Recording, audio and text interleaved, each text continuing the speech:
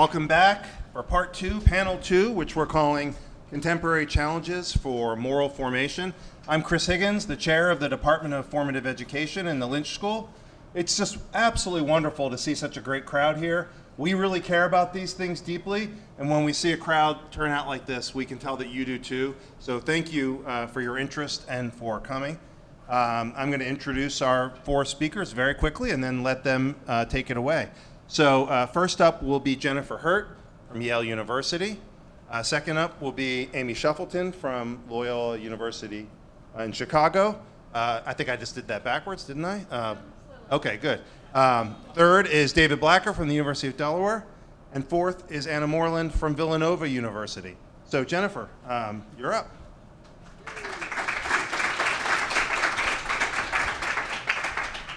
Thank you so much, Chris, and thank you to Chris and to Christian for organizing this really, really stimulating symposium, and it is an honor to be part of it. I have been wrestling in recent months, as perhaps others of you have, with the current assault on higher education. I understand widespread worries about student indebtedness and the cost of higher education. I appreciate resentment of the ways in which cultural elites perpetuate their elite status through ostensibly meritocratic mechanisms. And I grasp ways in which laudable efforts to foster social justice issued in self-defeating DEI orthodoxies that have proven to be an easy target. But I have been distressed by a strand of critique that is fueled precisely by a call for moral formation in higher education. I have a great deal of sympathy with many elements of the vision for moral formation that animates this critique, but I'm appalled about the ways in which it is being deployed. This critique and vision associated with the classical Christian education movement is not the dominant source of dissatisfaction with higher education today, but it is significant because it helps to make sense of a distrust in mainstream American higher education that has been mounting for decades within a population, evangelical Christians, who make up a significant part of the base loyal to the present administration. Now, it's not immediately evident why classical education would have caught on among evangelical Christians. Why would Bible-believing Christians be interested in promoting the study of classical Latin and the pagan culture embedded in its literature? Protestant evangelicals, long neglectful of or hostile to tradition in their embrace of a biblicism that floated free of history, have in the past several decades made a significant shift in the direction of a rediscovery and reclamation of tradition, notably patristic and medieval theology. Douglas Wilson, pioneer of classical Christian education, suggests that this turn arose out of a hunger for historical rootedness. The classical Christian education movement drew on a vague sense of alienation from mainstream culture and offered both a narrative diagnosis and a remedy. According to this narrative, the golden age of American higher education was the era of the liberal arts college of the early republic. These colleges offered a curriculum centering around the study of Latin, Greek, and ancient authors, and culminating in a capstone course in moral philosophy. These were small institutions preparing young men to become clergymen, statesmen, or teachers. These colleges looked back to the Renaissance for their ideal of classical education in the liberal arts, for that was also a time of looking for historical roots. Both in the Renaissance and the early American liberal arts college, this was education for governing elites, not for the people at large. Early American liberal arts education reflected the context of a civilizational Christianity that could afford to put classical antiquity front and center, since Christianity was taken for granted. There are intriguing discontinuities with the contemporary classical Christian education movement, despite the intended continuity. Today's classical Christian education movement is not so much an education for governing elites as a countercultural movement, recovering a historical model of education in order to resist contemporary cultural trends and contemporary elites. The wilderness it confronts is no longer a physical wilderness, but a perceived cultural wilderness of degeneracy and irreligion. Finally, it regards Christianity not as secure, but rather as embattled, classical studies are regarded as a tool for shoring up Orthodox Christianity. Michael Ferris's 2005 book, The Joshua Generation, offers an illuminating example. Ferris co-founded the Homeschool Legal Defense Association in 1983, leading the drive to establish the legality of homeschooling in the US. Ferris went on to found Patrick Henry College in 1998. Patrick Henry's vision for higher education is rooted in the classical Christian education movement. Ferris suggests that the first generation of homeschoolers were the Moses generation. This generation celebrated the exodus from Egypt, the Egypt of the public schools. But now, Ferris argues, Christian homeschooling families should prepare their children to rise to the top levels of government, law, journalism, media, religion, art, business, and science.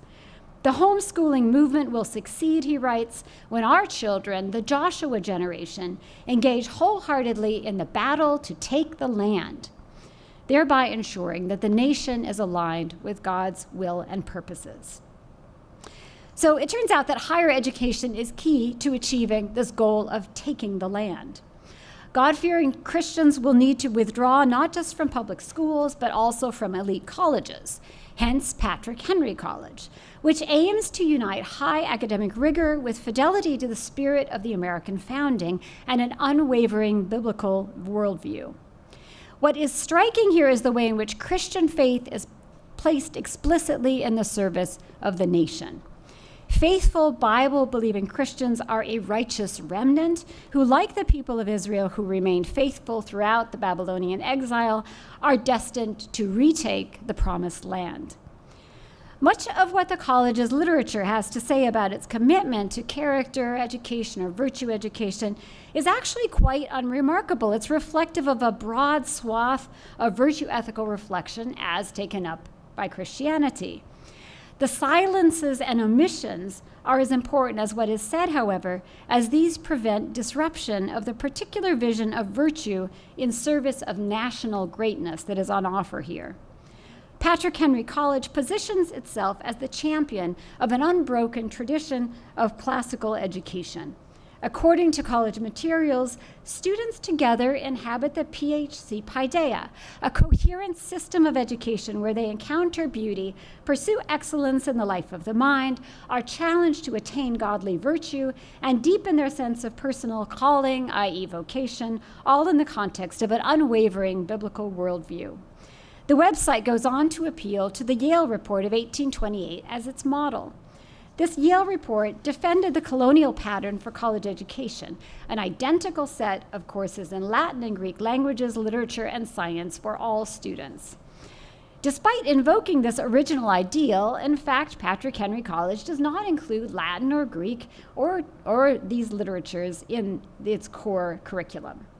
Even as Ferris praises the early American era in which, as he puts it, God was still at the center of a classical curriculum, it's courses in Western civilization that take the center stage here, notably courses clearly designed to reinforce Patrick Henry College's vision of American greatness.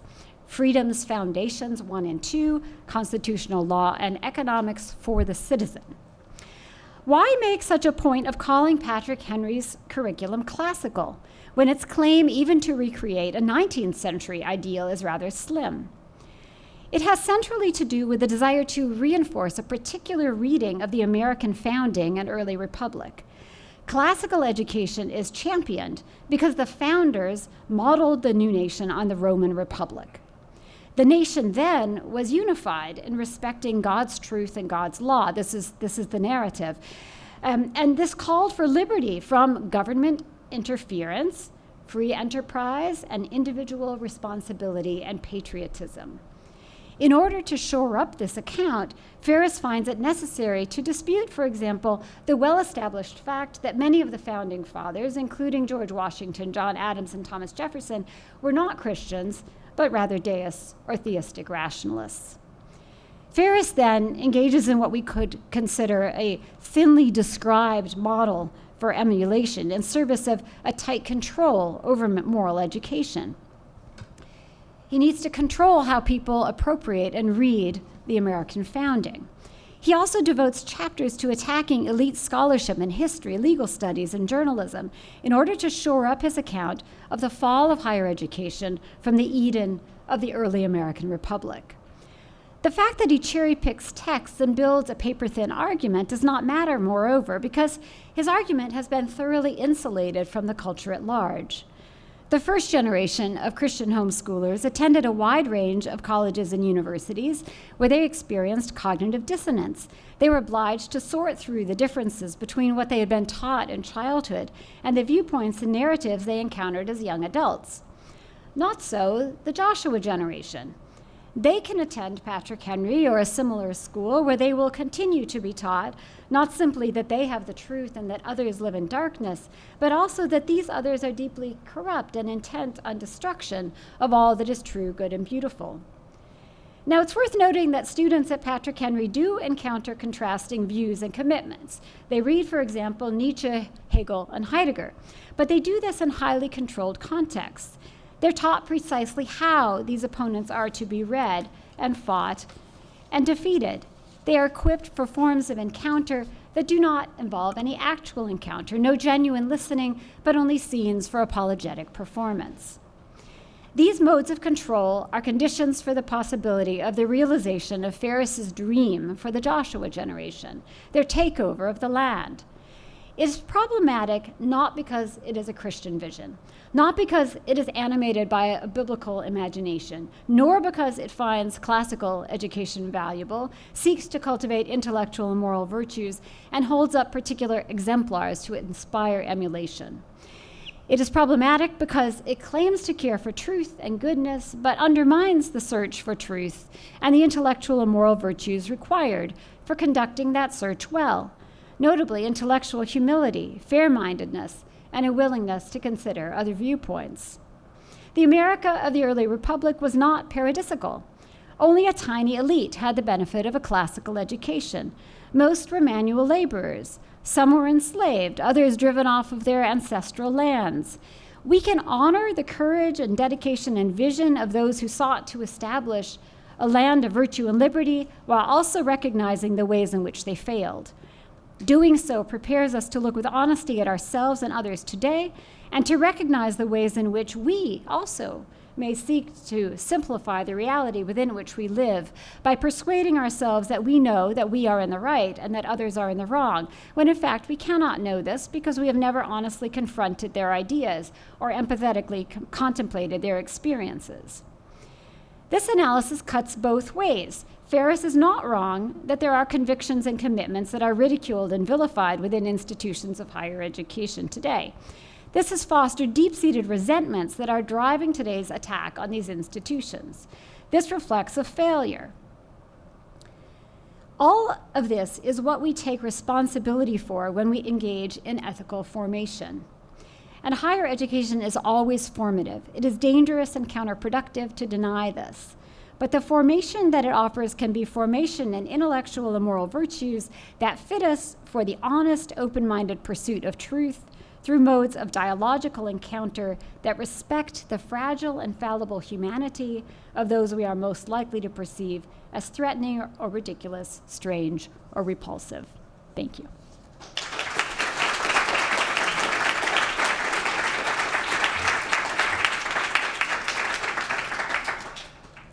All right. Thank you, everyone, for being here on a Friday afternoon when it's beautiful outside. I'm going to talk about something that's not the bigger overview of moral education in the Western world or higher education, but one of those micro moments in education, namely grading, very quotidian. And I am interested in the ways that grading is a kind of formative education, though frankly, in a lot of the ways that it's practiced, a more deformative kind of education. There are, particularly in the last several years, I've started practicing what's called ungrading. Just out of curiosity, how many of you are familiar with ungrading the idea. Okay, so a bunch of you. Okay, so in quick, I mean, there are a number of different models of alternative assessment, people who are fed up with grades, some of the problems of them, some of the ways they demotivate students, that they encourage cheating, that they encourage all kinds of pushback, that they become a negotiator, I mean, all kinds of problems. And ungrading is, of these, I think, the most radical. When you ungrade, at the most radical, you don't give a grade at all, like never. There are no grades, just feedback. But there is feedback. There's qualitative feedback all the time to student work.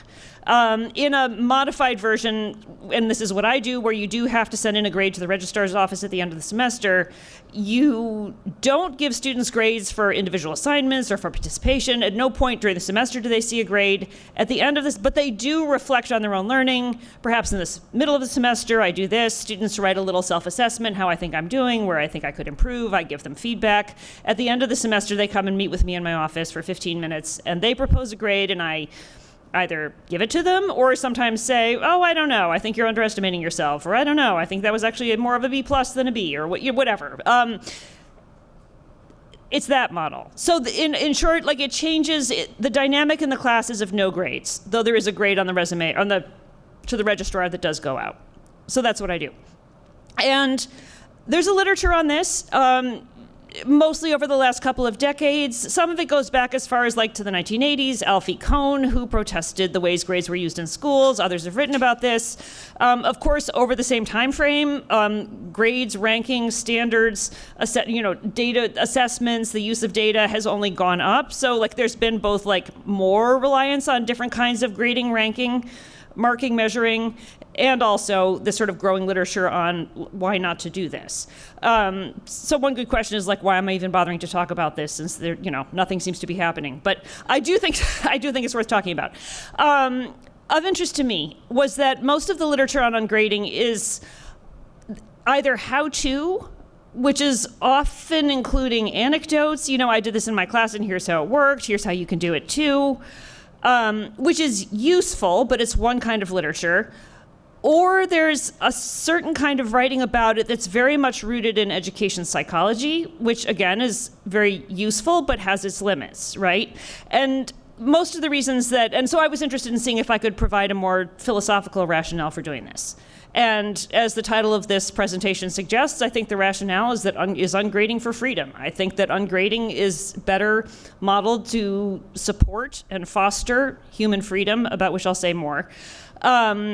But first of all, I think it's worth taking a moment to just touch on the psychological literature and also the historical literature on grades. Psychologically, people will say, but you have to give grades, because if you don't give grades, the students won't do the work, which has empirically been found to be not true. That giving extrinsic motivation to people to do something actually makes them less interested in doing it. It decreases motivation. It makes people more likely to just sort of do the minimum amount of work, to try to evade assignments, right? So it flat out doesn't work. And this has been replicated. It doesn't motivate students to higher performance. Feedback, however, does. When it's not non-punitive, when it's not harsh, when it's supportive. So that's what psychology tells us. The psychological experiments are mostly measuring this in terms of students' achievement of course learning objectives, which, if you're designing a psychological experiment, right, you have to have something sort of small and measurable. You could not do a psychological experiment that measured students' ability to go on and live a flourishing life with full understanding of the existential and practical problems of human existence. But these are the things philosophers get to talk about. So there's that, but the psych literature, it focuses on learning, but it says it doesn't work. Historically, people will say, but we have to grade because we've always graded. We have not always graded. We've only graded for about 100 years. There are problems with it, but one thing that the historical literature does tell us that I think is useful is that grades have always functioned as a means of communication. And so at first, when teachers were offering them in schools, they were a way for teachers to communicate with students and for teachers to communicate with families, right? So if you wanted to know how your kid was doing in a public school, and especially as schools got bigger, more depersonalized, right? If you couldn't always come in and meet the teacher, a grade was so it was a message about how the student was doing, how your kid was doing. Grades also became except this, I want to point out, it never worked very well because, like, it's really, the A doesn't tell you what the student did well or how they did it well or whether they were, what you needed to work on, how, etc. Grades have also been a way for institutions to communicate with each other, right? So if you're Thomas Jefferson High School in small town Missouri and you want to communicate to the University of Wisconsin that this is, your best student, right? Like, you can send the 4.0 GPA and that says something, right? It's this sort of minimal communication, and that I think is important. And one reason why it might be still worth giving grades at all, because if we do, there's got to be some way of deciding, who gets into what college, and then after college, who gets into what med school and who goes on, right? If like me, you're appalled by what's going on at the CDC, we do really want people working there who do have PhDs that come from reputable institutions where they really took science and where they really got good grades, and that, right? Like, it's for that, you need grades, or else you need something else, but it would be radically different, and I'm not going there. So that. How am I doing? Well, I'll keep talking. Okay. So, which gets me to the point where I don't think we need to throw away grades entirely unless we come up with some, again, like radically different school system, radically different way of dividing up resources in our world, but for the meantime. But I do think that there are real problems with using grades inside classrooms. Why? For one, they treat knowledge as a certain kind of thing that Philip Jackson, a philosopher of education, has called mimetic, if you're familiar with his work. It treats knowledge is something that I have and that you can copy, and there is some value to this, right? I had a colleague once in the School of Nursing who lamented to me that she had these students who were like perfectly happy with a B-, which meant that they knew like where 82% of the bones in the human body were.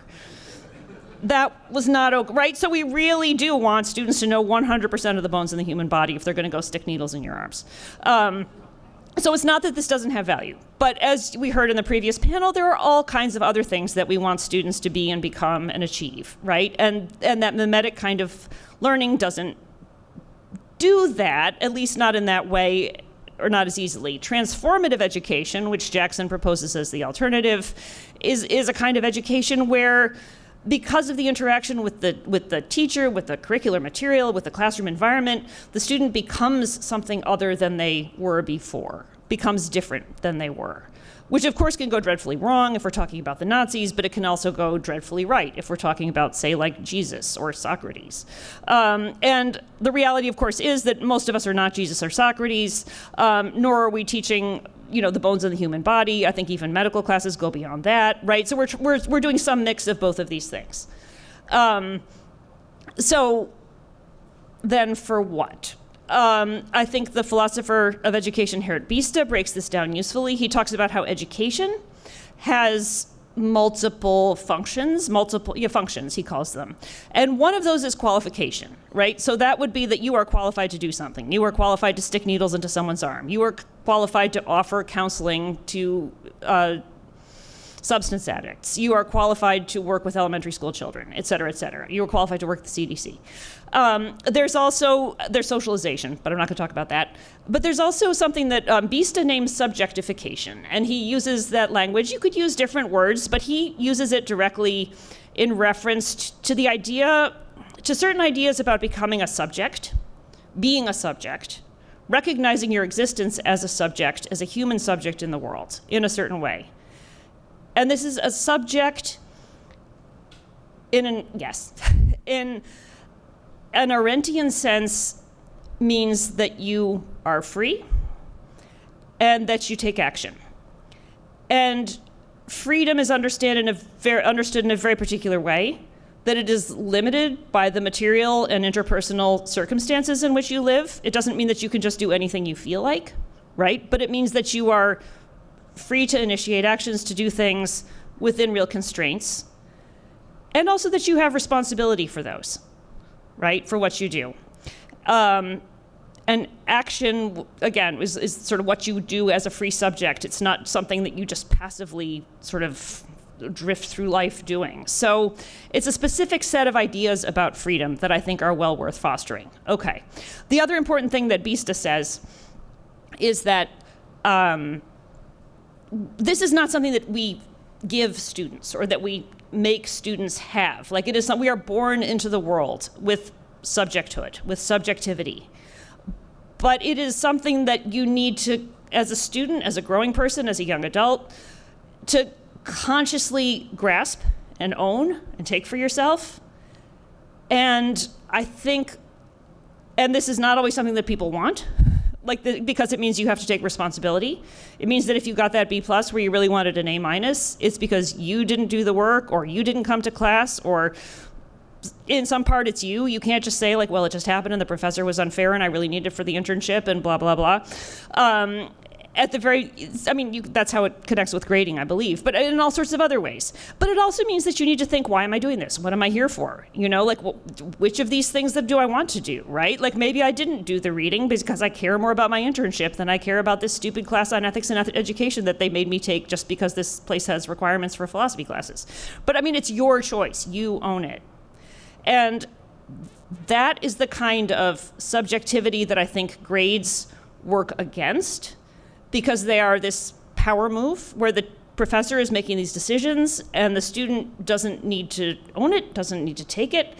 As such, I think it's demoralizing. I think it makes students feel like subjects in a bad sense, like objects of professors' actions.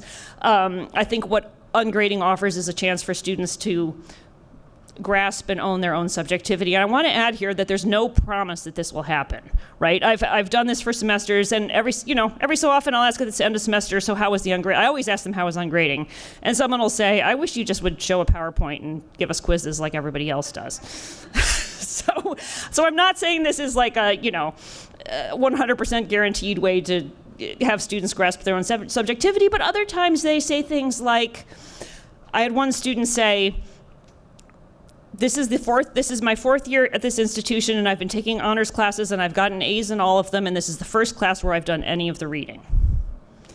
And she said, when you said that we weren't going to be grading, I figured if I wasn't getting A's, or wasn't getting grades, and I wasn't doing the reading, then what was I even doing in the class? So I might as well do the reading. Which was kind of amazing, yes. And as I say, there's no guarantee that that will happen, but I think it opens up the door for that kind of thing happening. And as such, I think it's a really useful micro space moment, instance where we can practice the kind of formative education that we ought to be aspiring to offer. Thank you.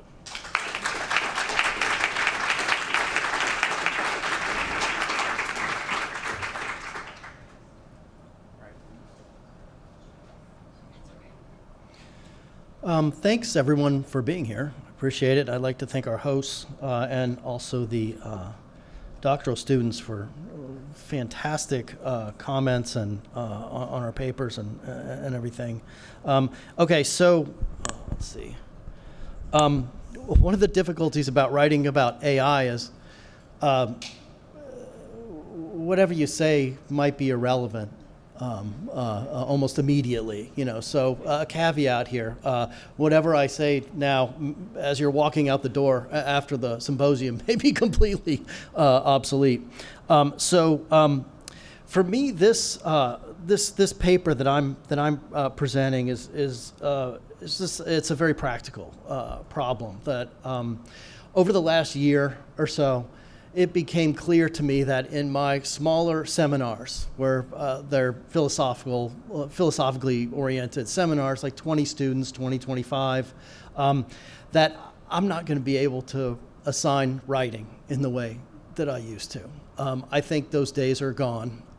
They were probably gone before I noticed they were gone, to be honest, although those papers started to look suspiciously polished toward the end of last semester, I will say.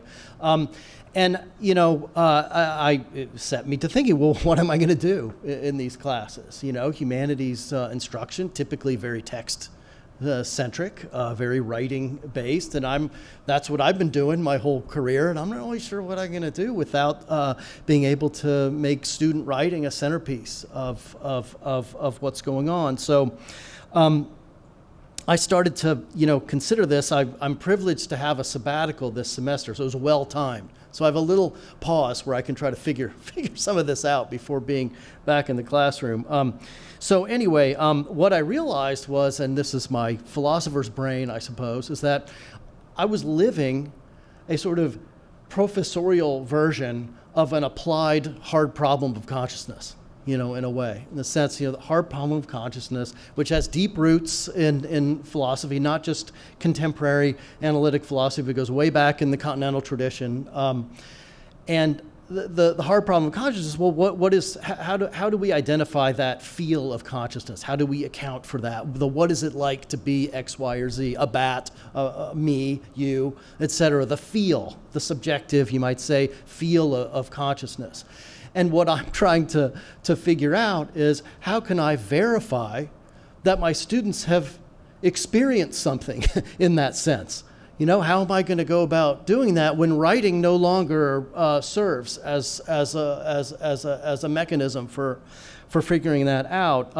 And so I liken this to a reverse Turing test, in a way. The Turing test, where it's sort of the idea is that we're going to identify the machine, and distinguish it from the human. And if you can do that with a certain level of reliability, according to Turing, back in 1950, you pass. Now there's a debate still about whether, you might think AI is just sort of blown past the Turing test already, but not necessarily. There's lively, debate about this. But it occurred to me that in a reverse Turing test, it's somewhat like a more elaborate version of those CAPTCHA, the boxes that you have to check for online transactions. Like, check a box that has the boxes that have pictures of bicycles. I usually fail those on the first go around, and then insultingly they kind of dumb them down, if you keep going, so you finally eventually pass, but it's kind of like where the idea is like making sure you're human, identifying the human and not a bot, and so on. So that's the way I was framing the situation. So this is what I'm calling a reverse Turing test that I think we're sort of required to figure out. And so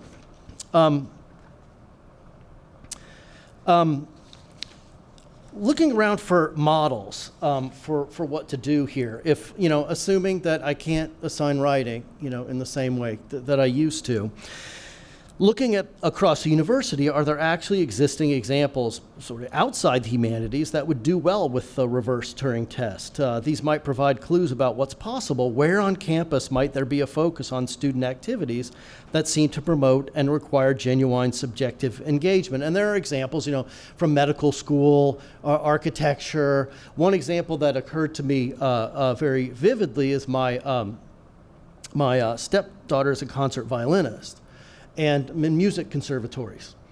I think it'd be pretty hard for her to fake her auditions and her performances, her violin performances, with the use of AI. And of course, now everyone's mentioning athletics and sports, so I suppose I should do that. Athletics, of course, is a huge area for that. So with this sort of inspiration, these kinds of efforts, they emphasize performance in two related but distinct ways. One, fulfilling a task or duty, performing in that sense, and two, participating in a personal and unique manner during a limited time event such as a surgery, concert, or athletic competition. Long ago, traditional classic education in the humanities involved performative activities like mandatory memorization and recitation. Older generations often continued this tradition, as seen in the poems that they had to memorize in school. My dad always did that to me. He would recite some poem as proof of his superior, schooling that he had endured. Including the intimidating paper chase style Socratic method. If you remember that paper chase show from the 70s, some of you might, of grilling law students in a lecture hall, and even earlier the creation of scholarly artifacts, including the painstaking copying of illuminating of manuscripts, which were standard practices in monasteries. Most of these practices have been phased out for various reasons. However, observe the overall pattern. Activities that demand real-time embodied performances under authentic social pressure, such as performing before a live audience, those seem to be the most resistant to AI fabrication. These involve elements that cannot be mimicked: physical presence, including interpersonal collaborations, authentic emotional engagement rather than mere intellectual interest, and the irreplaceable vulnerability of putting oneself on the line in front of others. which I think is a crucial but maybe underappreciated element of what's required here. Now,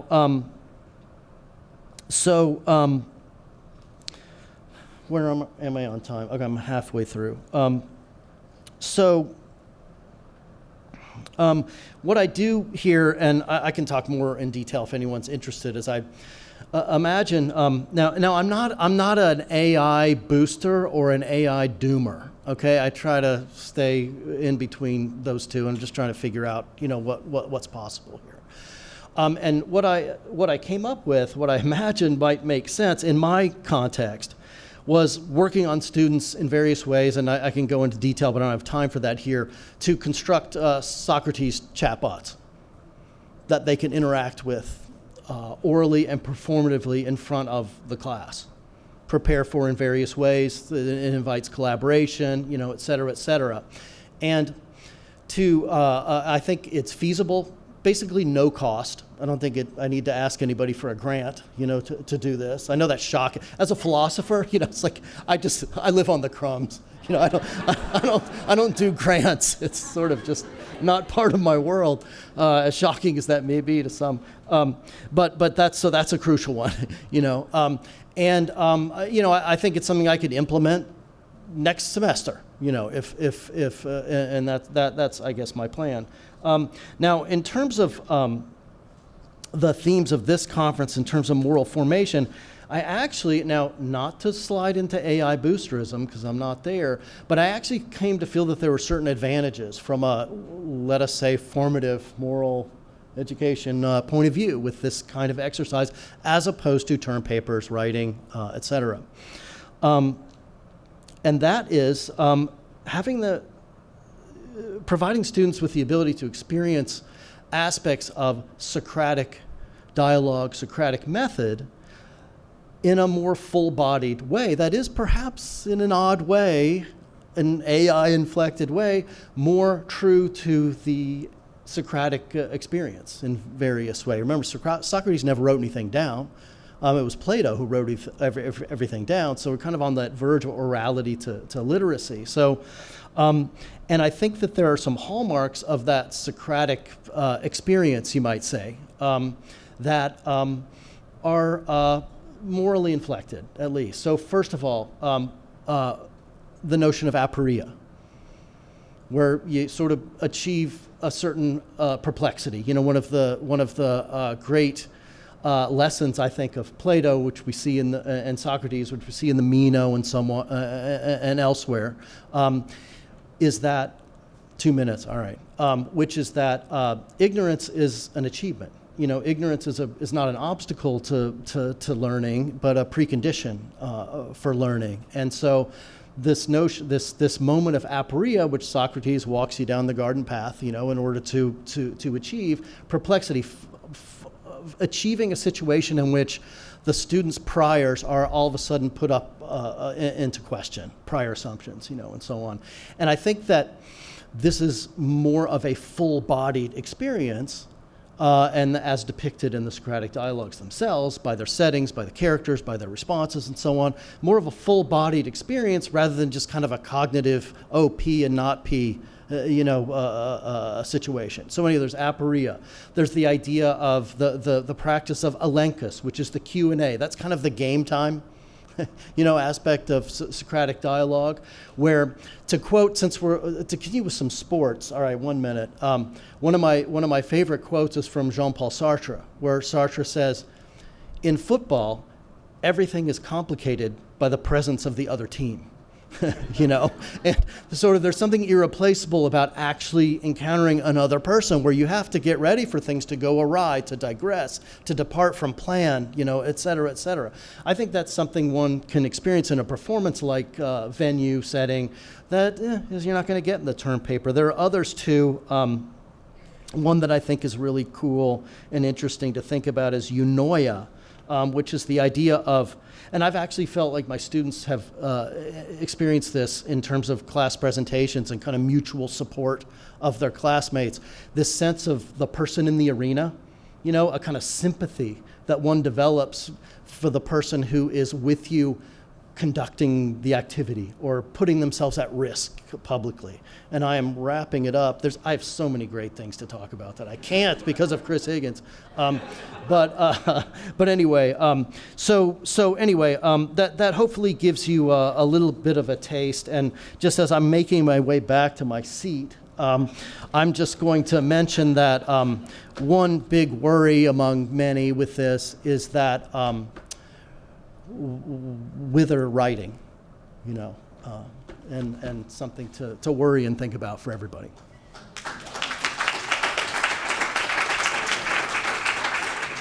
All right, so I'm delighted to be here today. Thank you to our hosts. I'm humbled to be in this august group of scholars. I want to say to the doctoral students, the fantastic doctoral students who we had the privilege of spending the day with today, that I went to grad school for days like today. Like, my brain hurts in the best way possible. This is really what it's all about. It's been a total privilege. However, I'm not grateful for the fact that I am what stands between you and cocktail hour. So I'll do the best I can, but I didn't choose this last slot. I don't have a sports metaphor. I'm sure there's one. I don't know what it is. Okay, so I was at the American Association of Catholic Colleges and Universities. They're meeting in DC in January, where the president of a small Catholic college said with tears in her eyes, "The barn is on fire and no one's paying attention." And she's right. And we've talked somewhat this afternoon about the crisis of higher education. It's severe. There's so many things that have led us to this place. But I think that the institutional fire, pales in comparison to the fire that's going on in our students' hearts. After 2 decades of teaching at Villanova, I've learned that teaching is so much more about listening than it is about speaking, which is odd because teachers spend a lot of time talking. But what I hear from my students is this: they are struggling now in ways that I wouldn't even have anticipated 2, 5, 10, 20 years ago. These struggles are well documented. They're cast in these terms of mental health and mental well-being. The struggles are, of course, psychological, but they're not just psychological. Like, they're intellectual, they're moral, they're spiritual, they're even physical. The root, I think, is in this crisis of being human, and our emerging adults are having a hard time. A mantra that I hear from my students over and over again is, "I don't remember a time when I didn't feel stressed. I don't remember a time when I didn't feel stressed." They're 18 to 22. That scares me.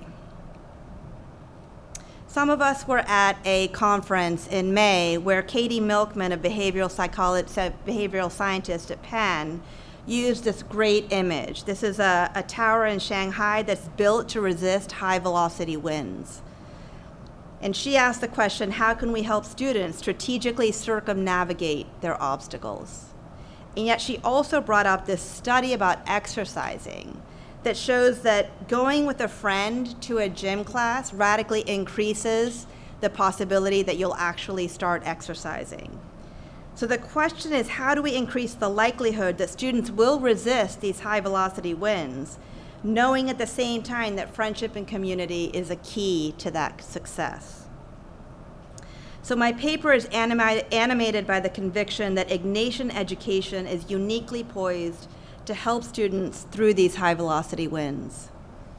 Why? Because Ignatian vocabulary offers a profound understanding of the human person. And this anthropology grounds a distinctive student formation and a pedagogy. And this is found in community.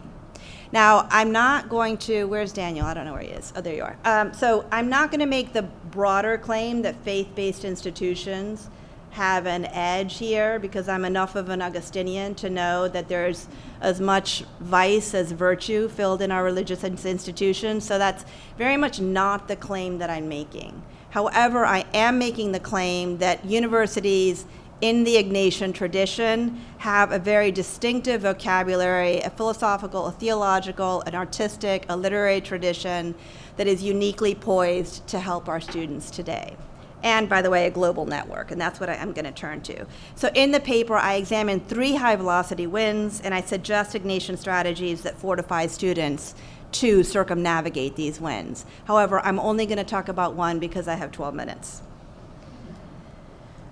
So I'm going to quickly make a global comment and a local comment. So my global comment for those at Boston College, no one has what you have if you're, and at Loyola Chicago and other Jesuit institutions.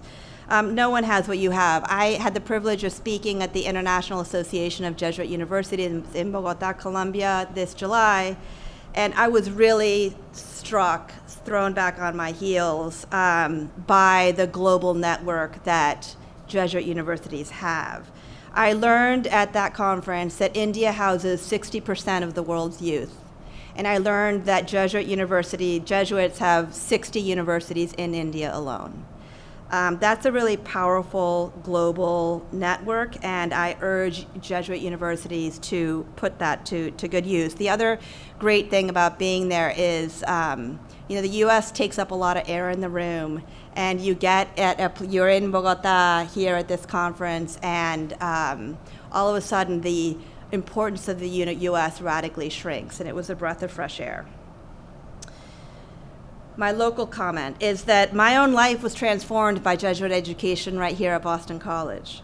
I owe so much of who I am to the Jesuit formation I received at BC 30 years ago as a graduate student. The intellectual formation I received was anchored in a communal, moral, and spiritual formation. My brother came to visit me when I was a grad student here to watch the Boston Marathon right over there on Heartbreak Hill, and he said to me, "Anna, if I hung out with your friends, I'd become a better person." And that was my experience here at Boston College. I became a better version of myself because of the Jesuits, because of the faculty, the staff, and my fellow graduate students. And it was true for me 30 years ago. I think it's even more crucial for students today. So I'm going to briefly outline this distinctive anthropology, and then I'm going to mention one of the 3 Ignatian strategies. Okay, this is Father Sosa. So this is the Superior General of the Jesuits. In Bogota, he gave what I thought was a stunning opening address. I urge you to read it. It's on the AAJU website. To introduce the Ignatian humanism at work in Jesuit universities, he said that university work is one of the order's many apostolates whose mission is to heal the open wounds of humanity today. Just even framing the work of universities as one of the order's apostolates, I thought was a profound way of framing what we do in universities, especially those of you who are at Jesuit universities. And I'm particularly concerned about our students' wounds. He noted the distinctive Ignatian charism that animates its universities, and he called on those who work at these universities to be witnesses to hope. This charism is rooted in a missionary identity that finds its meaning in the crucified Christ. So what does this look like? For a Jesuit university, accompanying the young means forming students in hope, helping them to believe that a more just, peaceful, and sustainable world is possible, and encouraging them to play their role in building it. You can already see this theme of hope in this one little fragment. And he concluded by talking to all of us and saying, "Let us walk together into the future, inspired by the Magus, not seeking more of the same, but engaging the needs of our time with responses that are deeper, better discerned, more innovative, and more transformative. Let us be witnesses to hope." And it seems to me that this symposium that Chris and Christian have organized and put together is about exactly this. So to sum up this first part, Jesuit higher education is grounded in Ignatian spirituality, where education forms one part of a whole pattern of a living that is oriented toward God. Already in its 16th century roots, Ignatian pedagogy reflected a wider Renaissance humanism that envisioned education as a path to humane development, forming a whole person's moral character. Because this pedagogy is theological, grace transforms human learning into something beyond its own powers. Because this pedagogy is humane, it uncovers a student's deepest desires. Education here is no data dump, so it's AI proof. This union of mind and heart, of intellect and moral formation, is a distinctive mark of Jesuit education. So how to heal those open wounds? Ignatian formation is particularly suited to address the collegiate crisis of being human. 3 challenges are faced, I think, by students that I outline in this book I never thought I'd write when I was in graduate school, called The Young Adult Playbook, Living Like It Matters. I talk about choice paralysis, lack of leisure, and the epidemic of loneliness. I'm only going to talk about choice paralysis this afternoon. And I paired them with 3 Ignatian strategies. I have 2 minutes? I think 3. Holy smokes. Okay, we're going to, okay, all right. So I don't know what I'm going to do. Choice paralysis, I think we're all intuitively in tune with the choice paralysis. I don't think I need to go over the problem. So I'm going to skip over the problem. I'm going to mention something about discernment. I'll skip over, oh, it's so good. I'm skipping that. Okay. Whoops. Okay. So first, I think there's a rehabilitating of the imagination that Ignatian discernment helps us do. It slows down the decision-making process, transforms decision-making from a qualitative, a pro-con list model to a slower quantitative model where we weigh a complex array of goods against each other. I have a lot more to say about that I won't. The second, so that's the first move, is rehabilitating the imagination. Okay, fine, I'll tell one quick story. So I was offered my first job at Loyola College in Baltimore, and it was my dream job for so many reasons. And because I had gone on yearly silent Ignatian retreats at Boston College, I was able to have the courage to not take that job, which did not make the faculty who had formed me here happy with me in the least. But I was able to consider that job in the complex array of goods. I had just gotten married, I was 30, and my husband had gotten a job in Santa Fe, New Mexico. And if you know anything about US geography, Santa Fe and Baltimore are not next door. So it was the Ignatian practices of Ignatian discernment that I learned here at Boston College that gave me the courage to walk away from what was really an incredible job, and then opened me up later to go to Villanova. Okay, I'm done. I'm so done. All right, so I'm really grateful to that practice of downshifting, embracing uncertainty, and not rushing through professional decisions, even if I rushed through this paper this afternoon. So Ignatius knew the power of role models. We need to become those role models for our students. I think that's really important when we talk about teaching character education. First and foremost, we need to become those role models ourselves, and we need to look within before we look without. If we become those role models, they will for sure take notice and follow suit. As a graduate student at Boston College, I learned that falling in love with Christ should transform how I live in every single dimension of my life. The friendships that I cultivated, the way that I approached my studies, the kind of work that I hope to do. There was no place left untouched by Christ. And that changed the way that I saw the entire world. The ultimate aim of an Ignatian education, I'm almost done, is found in the person of Christ. Without that center, Ignatian vocabulary becomes a mere marketing tool. But when that vocabulary, when the intellectual and spiritual tradition, when the patterns and practices of the order animate Ignatian education, Jesuit colleges and universities offer something invaluable. Thank you. I'll ask a question. Hi, Colleen. Hey. Anna, I'm curious, if you had 3 more minutes to talk, what would you say?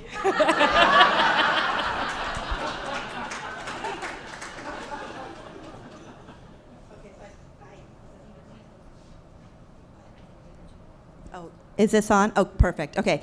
So I would tell the story that I wasn't able to tell with that slide. So, and it's dangerous. I know that it's dangerous because you're going to think that I'm romanticizing poverty, and there are a lot of I'm taking a risk here by telling this story. But I went to my nephew's graduation in Colorado, high school graduation, that is less than 50% of the students go to four-year colleges. The literacy rates aren't very high. It's a struggling school district. And yet the way that they talked about what those students were doing when they were graduating from high school was a much richer and broader array of possibilities than physician, finance, or failure that we find at Boston College and Villanova. And I just found it so ironic that our students' imaginations get radically reduced once they arrive to a four-year university as opposed to opened up. So that's my point about rehabilitating the imagination. Thank you, Colleen. Nice move.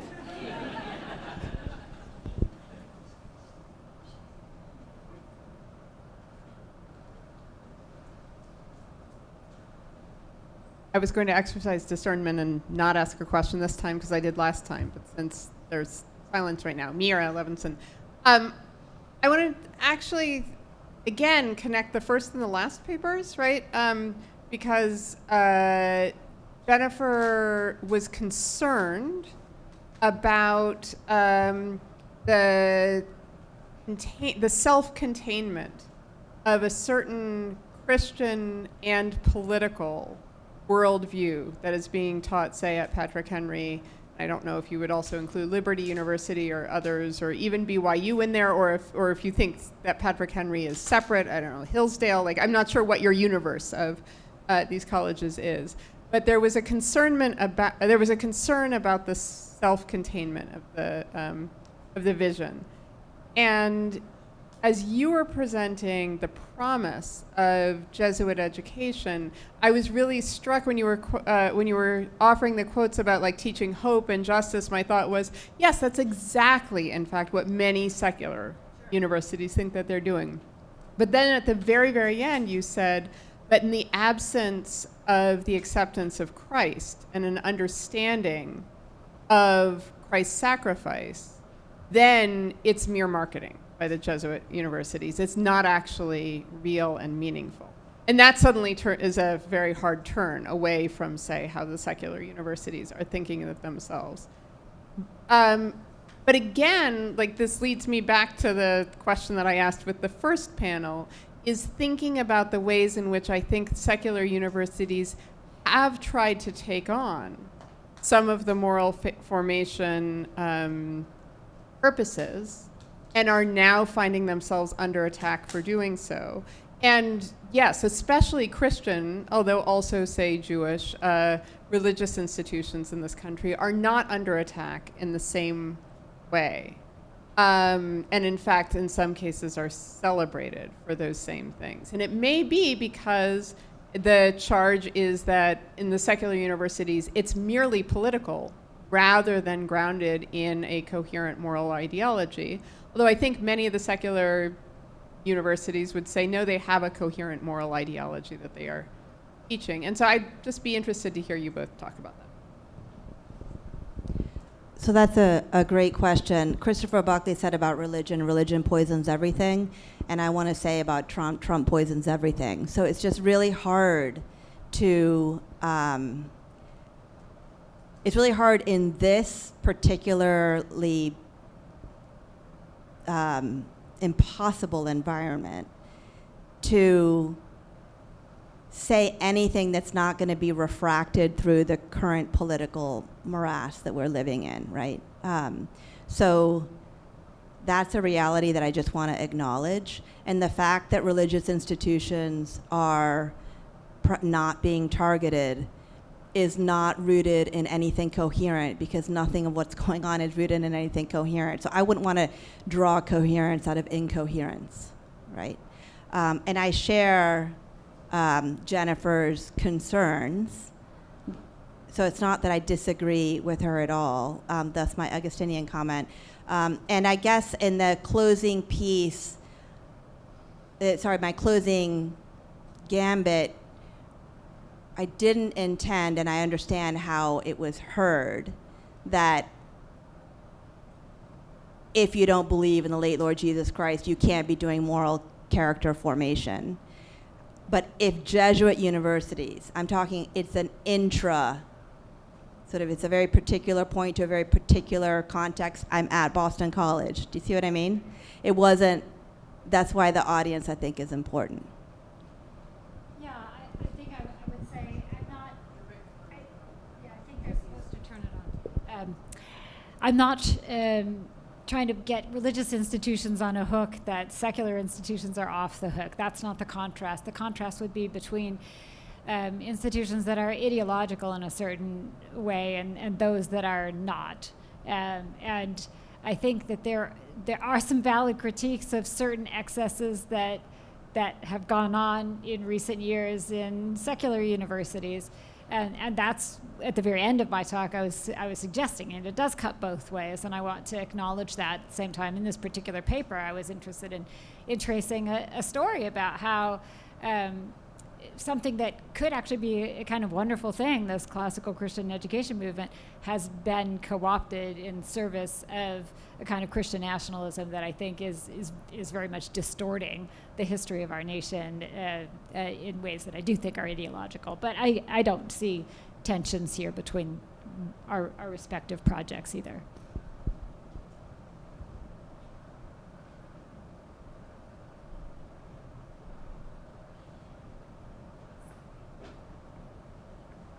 Hi, I'm Ashley. I'm currently a student here. I'm really interested in, so thank you to everyone too, but I'm really interested right now in the AI with the Socratic bot you were talking about. I'm just wondering how you think that would affect students' imagination on what philosophy is and what to do with it. If you just talk more on that.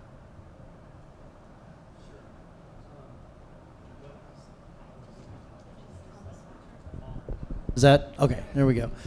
Well, I'll find out soon. What's gonna be like. Now,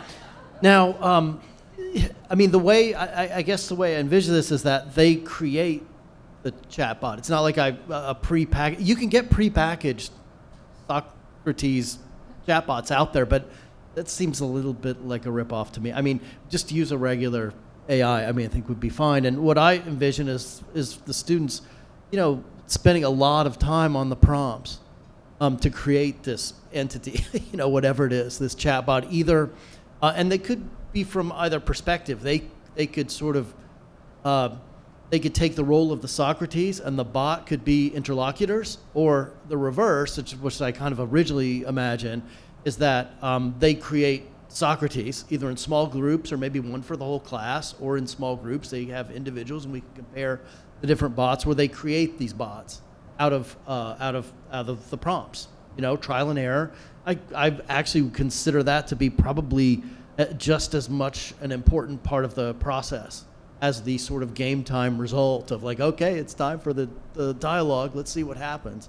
And as far as that sort of game time, to me, that's an element that's present to some extent, at least in my own class with student presentations and so on, but not in a major way. And I think, as I think through this, at least that's what I'm suggesting here, is that is going to need to be more prominent, and they're going to be, let's say, challenges.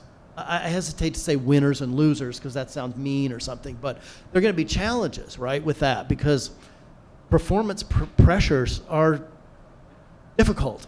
And there are a whole, for actually some of the reasons with student anxiety and so on and so forth, I think there are real problems with performing.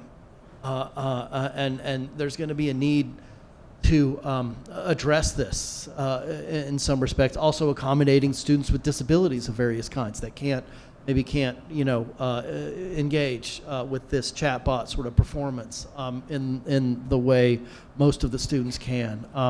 And so I think it's just a beginning to a lot of different problems. But to me, the upside is like I was starting to indicate with the notions of aporia and eunoia and the actual engaging in elenchus and so on, the dialogue back and forth, is that I think it's a way to actually experience Socratic dialogue in a way that is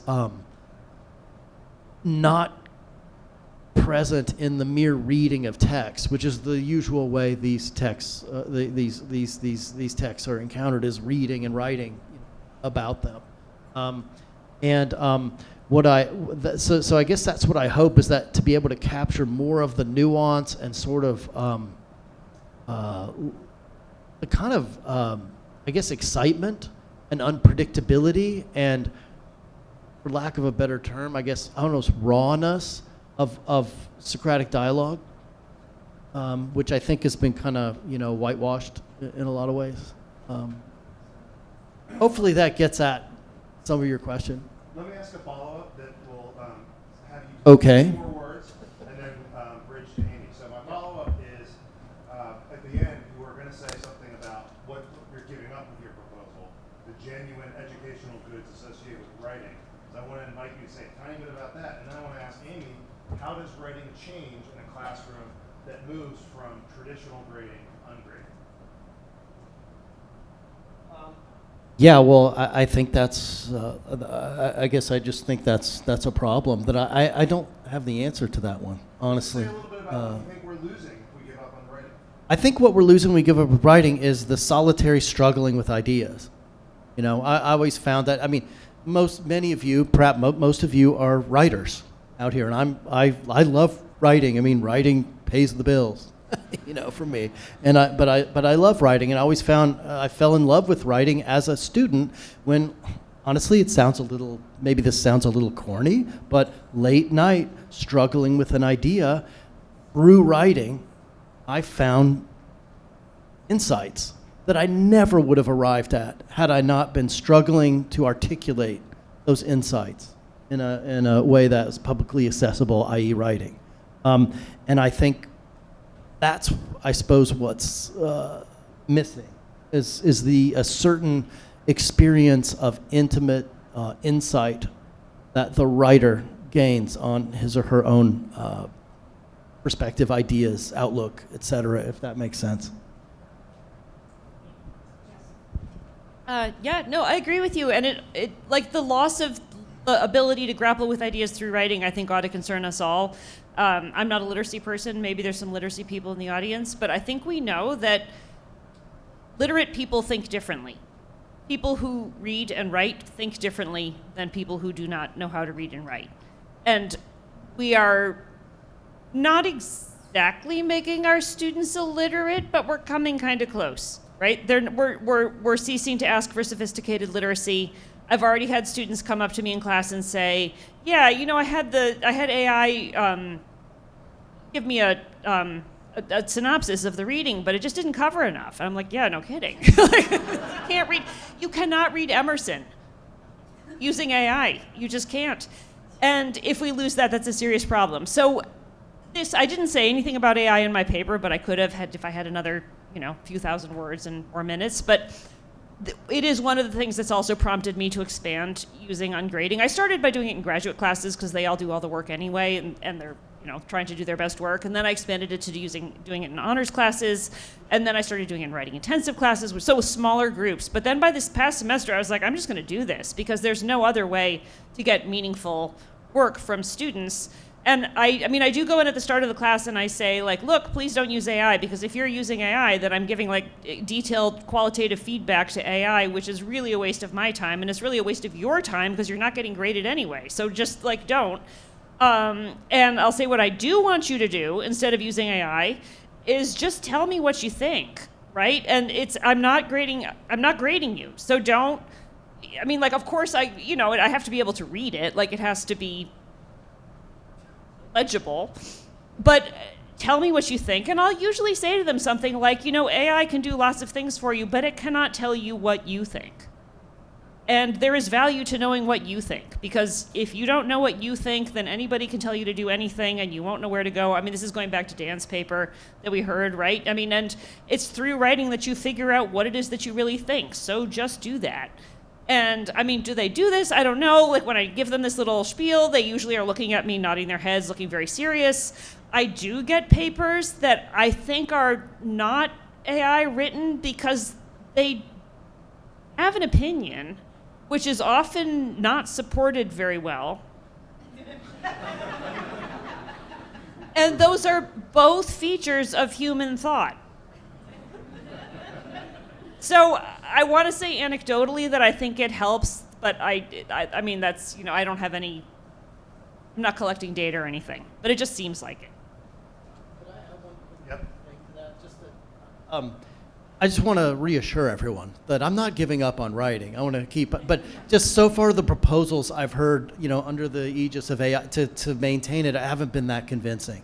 Like, do it in class. You know, that's not great either. Having a timed, you know, 50 minutes, you know, to do your writing, or that's not great. Also, I just heard one where almost like randomized drug testing, you pull 1 out of 5 or 1 out of 10 or whatever number of the students and have an oral sort of Oxford tutorial with them to make sure they actually wrote that. And yeah, and I'm not sure that would be the greatest for the classroom atmosphere either. So I'm not going to give up, but I'm hoping we come up with some better plans. Could you join me in thanking the panelists?